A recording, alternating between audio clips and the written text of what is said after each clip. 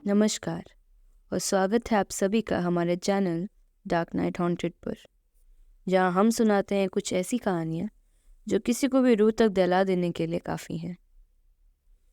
हर बार की तरह इस बार भी हमारे एक दोस्त दीपक चटरथ ने बहुत ही अलग और एक विचित्र कहानी भेजी है जो आसानी से आपकी नींदें उड़ा सकती है। अगर आप चाहते हैं कि आपका नाम और कहानी हमारे चैनल पर आए तो अभी के अभी हमारे मेल पर अपनी कहानी भेजिए और जीतिए मौका चैनल पर शाउट आउट पाने का। तो आइए दीपक की ज़ुबानी। ये बात तब की है जब मैं एक कंपनी में काम करता था।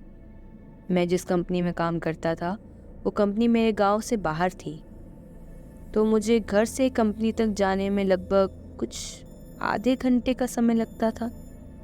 मेरी कंपनी से घर तक के बीच में एक जंगल भी पड़ता था। मेरे पास एक मोटरसाइकिल थी जिससे मैं रोज़ आया जाया करता था।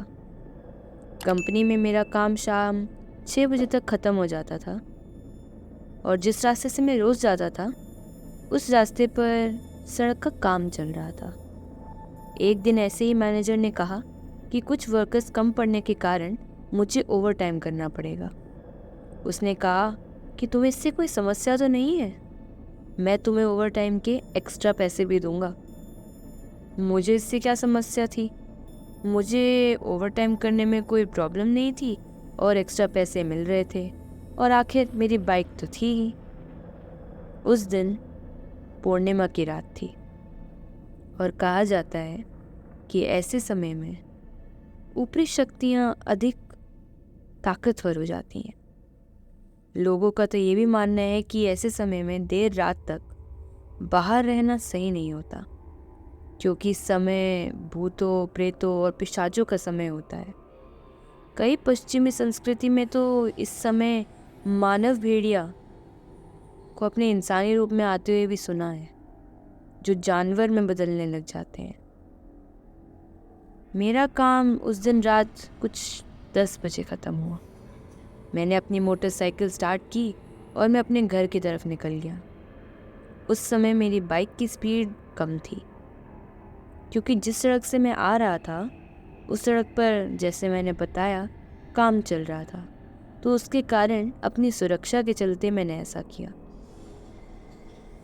चलते हुए मुझे रास्ते में एक आदमी खड़ा हुआ दिखाई दिया। वो सड़क के किनारे एक पेड़ के पास खड़ा था।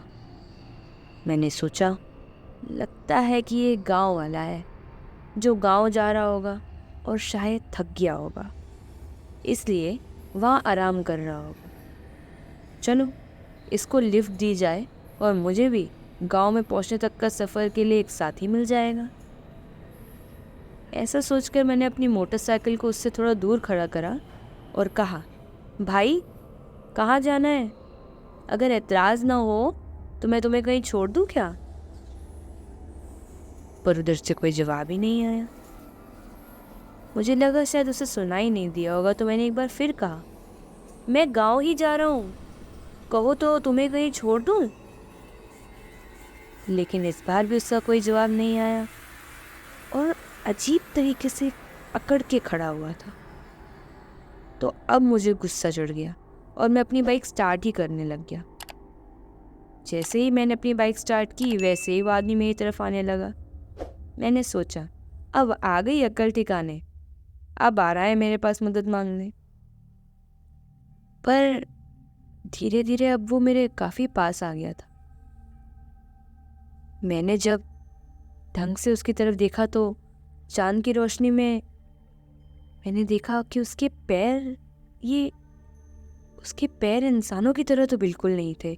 जैसे जैसे कोई जानवर की तरह लग रहे थे और वो धीरे धीरे पूरा जानवर में बदलता जा रहा था। उसकी आंखों में से खून, उसके नुकीले दांत, और ये सब देखकर मैंने अपनी बाइक फुल रफ्तार में भगाई। मुझे कुछ समझ में नहीं आया कि ये सब क्या है। मैंने तो उसे ढंग से देखा भी नहीं, पर मैं महसूस कर पा रहा था कि वो अभी भी मेरे पीछा कर रहा है। उसके तेज कदमों की आवाज़ बढ़ती जा रही थी। सड़क खराब थी, मेरी बाइक का संतुलन बिगड़ गया और मैं नीचे गिर गया। पर बिना कोई वक्त का गजब किया हुआ मैंने तेजी से बाइक उठाई और अपने घर की तरफ भागने लगा। मैंने ज़ोर ज़ोर से हनुमान जी का नाम लिया और बाइक वहीं फेंक दी और अब पैदल ही अपने घर तेज़ी से भाग रहा था। मैं जितना तेज़ हो सकता था उतना तेज़ भागा, अपने पीछे पलट के तक नहीं देखा। थोड़ी देर बाद जब अपने घर पहुंचा, मैंने दरवाजे को ज़ोर ज़ोर से पीटा। मेरे भाई ने दरवाज़ा खोला। मैंने तुरंत दरवाज़ा बंद किया और जाकर कुर्सी पे बैठ गया। मेरी ऐसी हालत देखकर सब पूछने लगे कि क्या हुआ है। मैंने उन्हें पूरी कहानी बता दी कि मेरे साथ क्या हुआ। सबको मेरी बात पे विश्वास हो गया, क्योंकि जैसी मेरी हालत थी उस समय, सबको विश्वास करना ही पड़ा। हवाइयाँ उड़ी हुई, हाथ पैर कांप रहे थे, पूरा बदन मानो ठंडा पड़ चुका था और मैं डर के मारे रात भर सो नहीं पाया। अगली सुबह काम पर नहीं जा पाया क्योंकि मेरी तबीयत खराब हो चुकी थी। 1 हफ्ते तक हर रोज़ उन्हें डरावनी आंखों के सपने आते रहे। बार बार कुछ ऐसा जकड़ लेता कि मैं हिल ही नहीं पाता और घबरा जाता। रात को चीख चीख कर नींद से उठ जाता और सामने ऐसा लगता जैसे कोई बदन पे खरोच रहा हो। मेरे पिताजी इन सब चीज़ों में, यानी ऊपरी ताकतों में काफ़ी जानकारी रखने वाले एक आदमी को घर लाए।